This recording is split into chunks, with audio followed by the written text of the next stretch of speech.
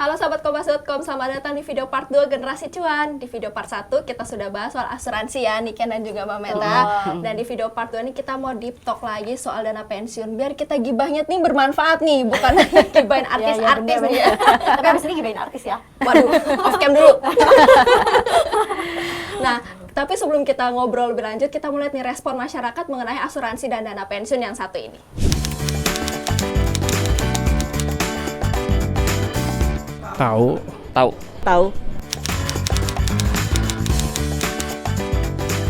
Alhamdulillah dua-duanya sudah punya. Untuk saat ini sudah. Kalau sekarang belum sih, tapi mungkin kedepannya akan sih. Asuransi kesehatan tuh menurut saya kalau buat kita hidup di ibu kota itu sangat penting. Karena apa? Kita nggak tahu kita kapan sakit, kita kapan dapat musibah. Nah, kalau misalnya ada asuransi itu ya cukup membantu. Bagi saya pribadi saat ini memang cukup penting ya, karena memang kita tidak tahu apa yang akan terjadi di masa depan begitu, dan kita juga nggak tahu nanti ketika seandainya nanti punya keluarga atau mungkin di depannya kita punya target-target tertentu. Jadi jangan sampai memang mengganggu keuangan pribadi, sehingga memang dana pensiun maupun dana asuransi sudah harus disiapkan sejak dini. Kalau menurut saya itu sangat penting sih, karena itu untuk jangka panjang dalam hidup kita. Jadi urgen dan itu harus ada lah.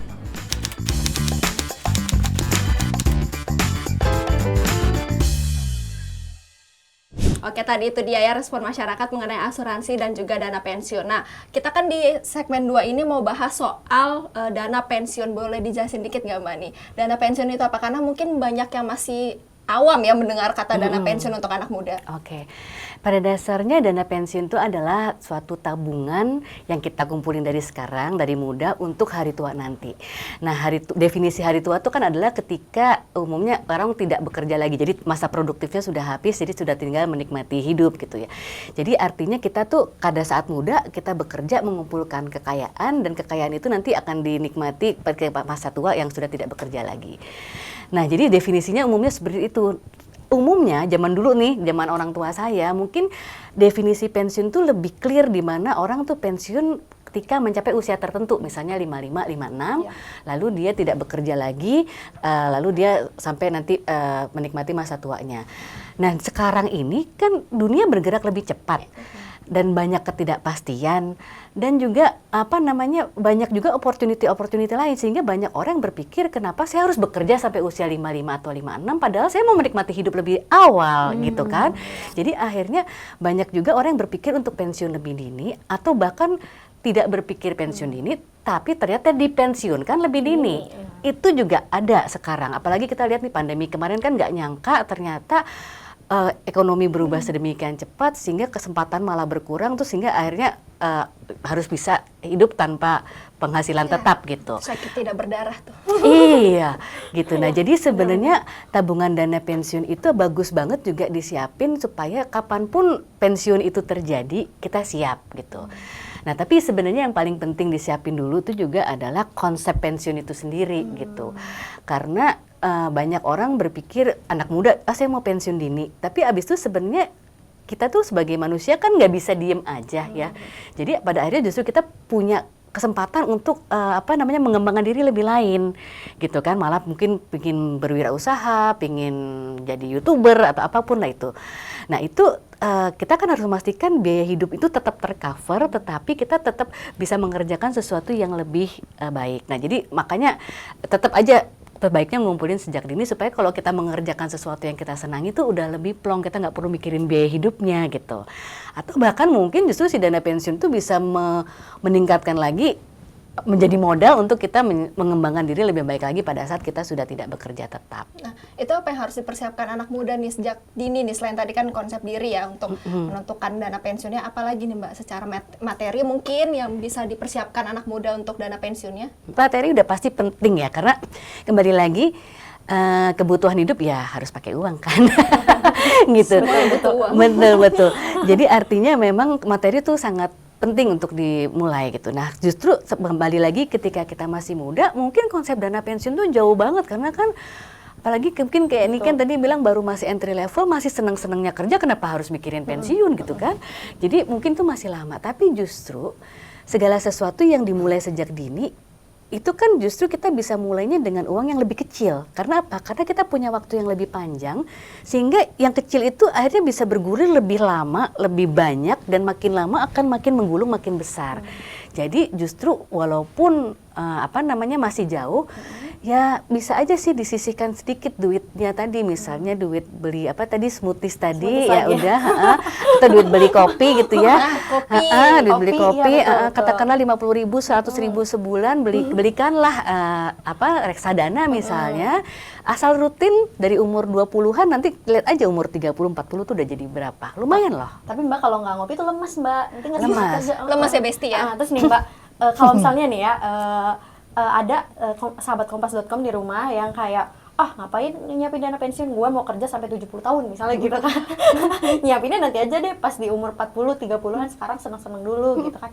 Karena emang mindsetnya bener sih, tadi seumuran aku tuh biasanya mikirnya, ini baru pertama nih megang uang, jadi mendingan kayak Nikmatin hidup dulu dong. nikmatin hidup dulu kayak gitu. Itu psikologis sih, sangat wajar gitu, sangat natural. Jadi memang kebanyakan orang juga gitu. Ketika masih umur 20-an itu kan kita baru selesai kuliah, masih punya semangat, masih punya idealis, masih punya tenaga, menggebu-gebu. Jadi pokoknya semuanya dikerjain gitu. Mau kerja, mau jalan-jalan, mau party, semuanya dikerjain gitu kan. Nanti ketika udah masuk umur 30-an, mau mulai masuk masa berumah tangga, udah mulai mikir nih, tanggung jawabnya bukan buat diri sendiri aja, tapi buat yang lain.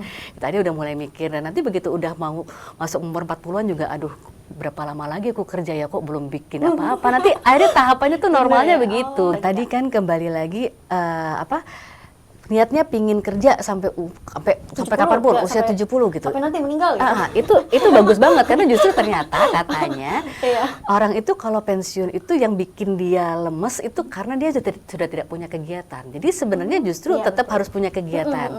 Nah, cuma kan artinya gimana caranya biar ketika kerja tapi udah nggak usah mikirin cuannya lagi, berapapun duitnya aku terima, yang penting aku senang gitu kan. Dan tadi lagi ketika kita ketika mungkin udah usia 30-40 baru kerasa aduh belum nyiapin dana pensiun. Sebenarnya buat aku sih juga nggak ada kata terlambat. Lebih baik dimulai daripada nggak sama sekali gitu. Karena kembali lagi ini kita kan tadi ngomong juga resiko kehidupan, tadi kan ada sakit, ada kematian tuh juga suatu yang pasti kita nggak tahu kapan. Tapi resiko yang lain juga banyak gitu. Nah, resiko PHK, resiko musibah. Nah, kembali lagi kita itu kan tidak paham, tidak tahu ya resiko seperti apa. So the best way to do it ya to manage the risk itu gitu kan. Jadi artinya baik juga itu disiapin supaya apa? Ini kita keuntungan lainnya sebenarnya kalau kita nyiapin pensiun sejak dini, itu kita memutus generasi sandwich. Sandwich generation, pernah dengar kan? Pernah. Di mana yang generasi menengah ini dia kan harus menghidupi dirinya, dia menghidupi anaknya, keturunannya, tapi dia juga masih harus menghidupi orang tuanya. Itu terjadi kenapa? Karena ketika generasi sebelumnya mungkin tidak menyiapkan dana pensiun dengan lebih baik. Itu bisa banyak hal sih, memang tidak menyiapkan, atau ketika sudah menyiapkan pun ternyata nggak cukup. Karena memang kita kan lihat ya perkembangan ekonomi itu, kita nggak nyangka bahwa ternyata biaya-biaya itu naik segitu mahal. Dan kenaikan biaya yang paling tinggi itu ada dua, yaitu biaya kesehatan dan biaya pendidikan. Nah, kebayang dong si generasi sandwich ini ke atas nanggung biaya kesehatan orang tua, ke bawah nanggung biaya pendidikan si anak. Ini biaya yang sangat gede banget. Jadi better kita ngelola sejak sekarang supaya paling nggak anak kita aman, dan ketika kita tua pun kita aman, kita nggak ngerepotin anak kita. Karena gitu. anak bukan investasi ya Mbak. Anak bukan Jadi investasi, kita nggak minta dan orang tua bukan dana darurat. Nah, kalau misalnya mau kayak aku sama Niken misalnya mau pensiun dini nih, ada saran gak nih Mbak cara-caranya nih? Kalau mau pensiun dini ya kita harus benar-benar melakukan perencanaan keuangan dengan baik. Karena kembali lagi definisi pensiun tadi, konsep pensiun tuh harus jelas gitu ya. Saya mau pensiun tuh abis itu mau ngapain, mau tinggal di mana, mau kira-kira sama siapa gitu kan.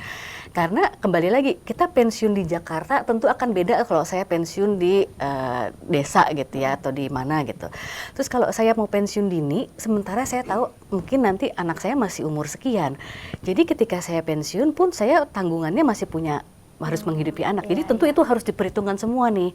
Jadi justru kalau kita mau pensiun dini itu harus melakukan perhitungan dengan cermat dan kita harus melakukan perencanaan keuangannya dengan lebih detail gitu ya. Sehingga kita dan harus monitor juga tuh lebih detail. Jadi bener nggak sih saya sanggup pensiun dini sekarang?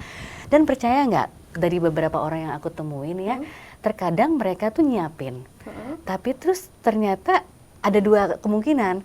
Ternyata mereka bisa pensiun dini lebih cepat dari yang dibayangkan, atau mereka merasa sebenarnya aku udah bisa pensiun, tapi dipikir-pikir ngapain ya? Aku sebenarnya happy-happy aja kok. Justru akhirnya aku udah bisa bekerja dengan happy dan ya yang penting anak dan kebutuhan rumah tangga udah aman. Saya bisa kapanpun saya mau liburan bisa, mau healing-healing gitu bisa. Oke, nggak perlu healing lagi bahkan kali ya. Nah, aku juga mau nanya nih, apakah dana pensiun itu harus berbentuk uang atau bisa nih kayak kos-kosan 10 pintu itu bentuknya dana pensiun? Aset ya. Iya, aset atau ya, investasi iya, gitu. Aset pensiun. Bisa, itu bisa juga.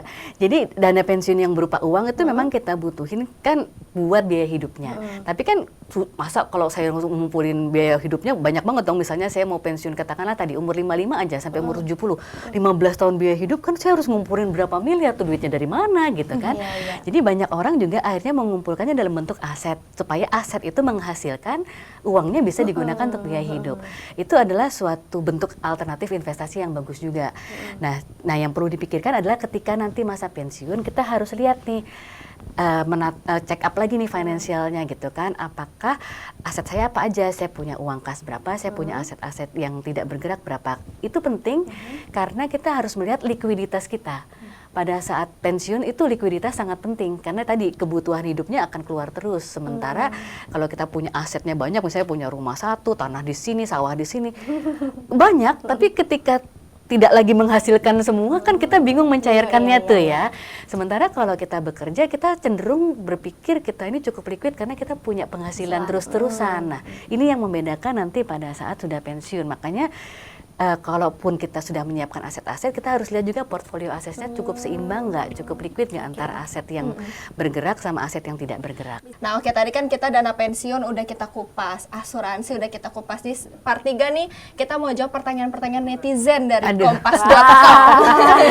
Dan mungkin ada pertanyaan-pertanyaan tambahan dari Niken nih selaku generasi cuan yang umurnya kemakan banget nih soal dana pensiun dan juga asuransi. Kita lanjut di video part 3 ya, tetap terus saksikan di YouTube channel kompas.com. Stay tune.